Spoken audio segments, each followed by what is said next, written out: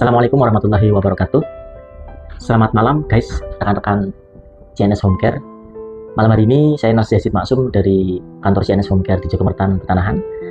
Kali ini Pak Mantri mau menjawab pertanyaan dari TikTok ya, dan dari YouTube yang menanyakan tentang, Mas minta tolong dibahas tentang diabetes mellitus. Karena akhir-akhir ini trennya sudah berubah, yang dahulu itu memang paradigmanya itu penyakit-penyakit yang infeksius ya, seperti TBC, kemudian HIV, tapi sekarang trennya sudah mulai berubah menjadi penyakit-penyakit karena pola hidup dan juga pola makan, seperti penyakit metabolisme diabetes mellitus. Nah, dari pertanyaan itu saya akan mencoba menjawab ataupun menjelaskan tentang penyakit diabetes mellitus ya, atau DM.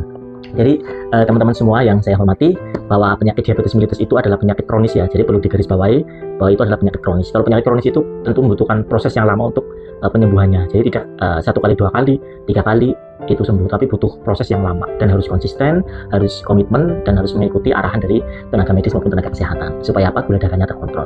Nah, tadi bahwa diabetes mellitus itu adalah penyakit kronis yang ditandai dengan kadar gula darah dalam darahnya itu tinggi ya, atau glukosanya itu tinggi di dalam darah. Nah, sebenarnya glukosa ini dia sebenarnya adalah sumber utama energi, sangat dibutuhkan oleh tubuh kita. Kalau kita kekurangan glukosa atau gula itu pasti kita lemas. Bahkan kalau otak kita kekurangan oksigen dalam waktu tertentu, itu bisa mengakibatkan kerusakan otak yang fatal. Oleh karena itu glukosa sebenarnya itu sangat penting bagi tubuh kita. Nah, tetapi yang di sini perlu digarisbawahi, ketika gula darah itu kadarnya sangat tinggi sekali atau di atas normal, karena dalam jangka panjang itu akan mengakibatkan kerusakan pada organ-organ tubuh. Nah, itu yang menjadikan komplikasi yang berbahaya ketika tidak terkontrol, bahkan bisa mengakibatkan kehilangan nyawa seperti itu. Nah, kalau kita bicara diabetes mellitus, kita harus tahu normalnya gula dalam darah kita itu berapa sih. Yang pertama, jadi kita mengenal ada 3 indikator. Yang pertama adalah gula darah puasa, gula darah sewaktu, dan gula darah 2 jam plus makan ya. Jadi semua itu nilainya berbeda. Jangan sampai kita sedang puasa tetapi kita cek bilangnya nggak puasa, supaya apa, dikira normal, tetapi justru itu akan menutupi penyakit kita. Kalau penyakit kita ditutupi, tidak diobati, malah kedepannya akan semakin parah, semakin susah untuk disembuhkan. Jadi gula darah tadi 3 indikatornya, ada gula darah sewaktu, gula darah puasa, dan gula darah 2 jam pos makan. Gula darah puasa berapa nilainya sih? Kalau sesuai dengan literatur, gula darah puasa nilainya itu adalah 70-100 mg ya per dili. Nah, gula darah puasa ini ketika kita tidak makan, ada asupan kalori selama 8 jam, itu sudah masuk gula darah puasa ya. Jadi kalau kita nggak makan 8 jam ya, atau nggak ada asupan kalori, karbohidrat, dan lain-lain, kita cek nilainya 70-100, itu masih normal. Tapi kalau dicek gula darah puasa kok 150, nah itu sudah tanda tanya. Nah, itu sudah merupakan indikator awal bahwa di tubuh kita ada permasalahan. Nah, nanti yang kedua, kita cek 2 jam setelah makan. 2 jam setelah makan berapa sih nilainya? Nilainya adalah kurang dari 140 ya. Kalau 2 jam setelah makan kok dicek di bawah 140 berarti normal, tapi dicek kok ternyata 200 lebih, berarti ini nggak normal ya. Kemudian yang ketiga adalah gula darah sewaktu. Kalau gula darah sewaktu itu nilai normal di bawah 200 ya. Nah, jadi itu 3 indikator awal kita untuk mendeteksi adanya penyakit gula dalam tubuh kita ya. Itu adalah tanda dari pemeriksaan laboratorium, tapi juga ada pemeriksaan lain seperti HbA1c, dan juga nanti ada klinisnya, arahnya kemana. Nah, sebenarnya kita juga harus tahu ya teman-teman CNS Home Care. Jadi diabetes mellitus itu ternyata ada 3 tipe ya.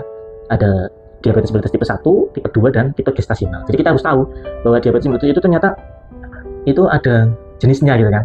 Nah, kita bicara tipe yang pertama, bahwa tipe yang pertama ini adalah akibat sistem kekebalan tubuh penderita ya, menyerang dan menghancurkan sel-sel pankreas yang menghasilkan insulin itu sendiri. Nah, hal ini mengakibatkan peningkatan kadar glukosa dalam darah, sehingga apa? Sehingga terjadi kerusakan pada organ-organ tubuh. Nah, kemudian tipe 2 ini merupakan jenis yang lebih sering terjadi karena disebabkan oleh sel-sel tubuh yang menjadi kurang sensitif ya terhadap insulin ya, sehingga insulin yang dihasilkan tidak dapat dipergunakan dengan baik ya. Nah, kemudian DM tipe lainnya ada tipe gestasional ya. Ini diabetes gestasional ini biasanya pada orang hamil ya, karena kebutuhan dari glukosanya itu ada 2 macam. Nah, jadi perlu digarisbawahi, biasanya kalau tipe 1 ini sering terjadi pada anak-anak ya, karena ada kelainan di pankreasnya tadi ya, sehingga dari anak sudah terdeteksi adanya diabetes. Ini biasanya tipe 1. Kalau tipe 2 itu biasanya sering terjadi pada dewasa atau lansia, prelansia, disertai dengan kegemukan ya, nanti lama-lama kurus kayak gitu. Karena apa? Pola hidup dan pola makan ya. Kalau yang gestasional itu karena ibu hamil, dan nanti setelah melahirkan biasanya dia akan normal kembali. Nah, gejala diabetes mellitus apa sih teman-teman? Mungkin ada yang mengalami dan mungkin ada keluarga yang mengalami. Jadi referensi buat teman-teman CNS Home Care dimanapun berada. Yang pertama adalah sering merasa haus ya. Ini sering merasa haus, jadi pengennya minum terus ya. Kemudian sering buang air terutama malam hari ya. Jadi wis pengen ngombe bae, terusan pengen pipis bae, terutama di malam hari. Jadi kalau malam hari sering terbangun lebih dari 3 kali itu berarti sudah nggak normal. Itu perlu dicari tahu, itu ada sesuatu. Salah satunya mungkin ada diabetes mellitusnya ya. Kemudian sering merasa lapar, udah makan lapar lagi, udah makan lapar lagi, tapi rasanya lemes terus, haus terus kayak gitu. Itu juga menjadi tanda tangan.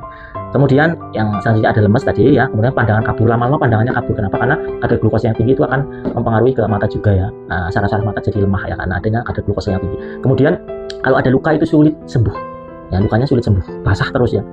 Nah, ini juga kita tangani di CNS Home Care. Kami juga punya spesifikasi di perawatan luka ya. Jadi kita merawat luka-luka diabetes mellitus yang memang perlu perawatan yang ekstra. Kemudian sering mengalami infeksi ya. Misalkan pada gusi, kulit, ya saluran kemih. Nah, ini juga sering ada luka, tiba-tiba muncul luka, itu menjadi tanda tanya juga ya. Nah, kemudian faktor resiko apa? Yang pertama adalah usia. Nah, kenapa saya sebutkan usia? Karena biasanya usia-usia sudah 40 tahun ke atas itu sudah rentan ya. Jadi apalagi yang punya faktor keturunan, jadi harus sering dikontrol ya, atau sering dilakukan check up supaya ada deteksi dini. Memiliki keluarga dengan diabetes tadi, kemudian kelebihan berat badan. Nah, ini orang-orang yang berlebihan berat badan juga berisiko tinggi terkena diabetes mellitus ya. Kurang aktivitas fisik ya, kemudian menderita tekanan darah tinggi atau hipertensi, ini juga faktor resiko ya. Nah, kemudian pengobatannya untuk diabetes mellitus seperti apa ya? Jadi pasien diabetes ini diharuskan untuk mengatur pola makan, pola hidup ya. Yang dimaksud di sini pola makan adalah dengan memperbanyak konsumsi buah, sayuran, protein dan biji-bijian, serta makanan yang rendah kalori dan lemak ya. Berolahraga secara rutin setidaknya 10-30 menit tiap hari. Jadi makannya itu harus seimbang gizinya. Karbohidrat boleh, tetapi memang ada takarannya. Semua itu ada takarannya. Nah, itu yang perlu dikonsulkan dengan ahli gizi. Dihitung nanti kebutuhan kalorinya berapa, kebutuhan karbohidrat dan sebagainya itu akan dihitung oleh ahli gizi. Semua sebenarnya boleh, tapi ada takarannya ya. Dan harus seimbang. Dan ingat olahraga supaya apa? Ada pembakaran metabolisme. Kemudian dokter juga biasanya akan meresepkan obat-obatan untuk menurunkan produksi glukosa dari hati ya. Juga obat diabetes lain untuk menjaga kadar glukosa dalam darah ya.